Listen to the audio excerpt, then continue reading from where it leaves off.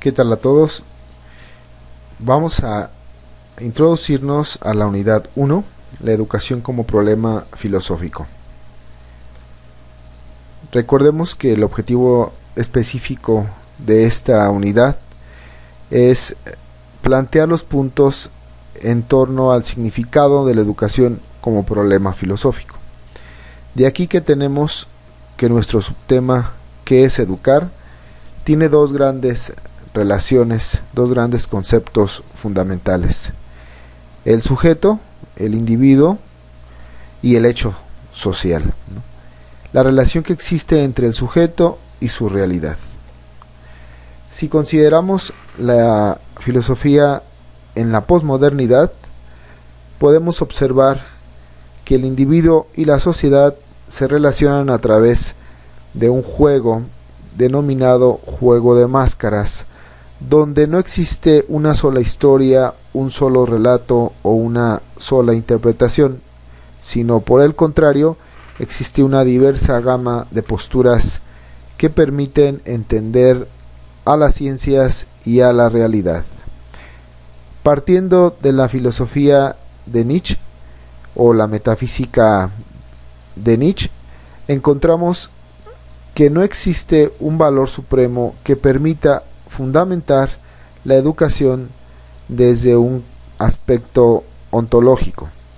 Las ciencias no tienen esencias infinitas, por el contrario, su carácter de finitud en el tiempo le permiten tener una crítica constante en todos sus aspectos.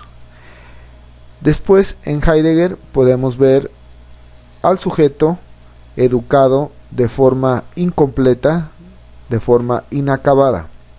Como el sujeto tiene un ser atemporal, cuya metafísica se aleja de la esencia ontológica del mismo, se tiene una configuración diferente a la que existe en la ontología de la antigüedad, donde sujeto, mundo y realidad forman una totalidad.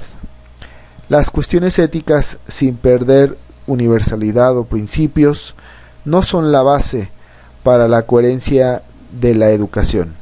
Tenemos que hacer una indagación mucho más profunda, tenemos que caer en la interpretación, como lo muestra Gadamer, para plantear a la educación dentro de un universo cuyas representaciones reproducen la realidad sin negar la finitud y la temporalidad, dando espacio al debate, a la subversión y a la crítica radical de un ser humano inacabado, en donde viene de una modernidad incompleta, inconclusa, y donde necesita una pedagogía que le permita transformar su entorno. Es así como el escepticismo, que es un punto fundamental en la filosofía de la educación, especialmente como lo explica Marquardt, el escepticismo viene a terminar de interpretar todas las posturas pedagógicas, no sólo desde el ámbito de la finitud, sino desde el ámbito de un método cuyas ciencias se relacionan con el hecho social, con el hecho de un sentido y un significado para el cual el sujeto no está preparado y debe buscarlo. El escepticismo confirma la finitud y la falta de un método universal. Existe solamente un papel interpretativo. Posteriormente tenemos una visión pragmática, como lo explica Rorty, en donde la educación puede ser condicionada, pero la pedagogía no es capaz de liberar al sujeto. Necesita ir más allá del lenguaje y de la narrativa que construyen la esencia del mundo. Existe una simpatía hacia el otro, pero no es una moral. No tenemos un fundamento metafísico que permita decir cuál es la relación con los demás seres finitos. El hombre volcado a una apertura a la realidad tendrá muchos lenguajes, tendrá no una esencia, sino diferentes posturas, tanto para maestros y alumnos. Estará dialogando con la subversividad. Como no tiene pretensión de neutralidad, ni de imparcialidad, ni de objetividad, está esencialmente sensible al otro, buscando de manera permanente esta objetividad y este partido por no ser neutro y dar un sentido a la educación.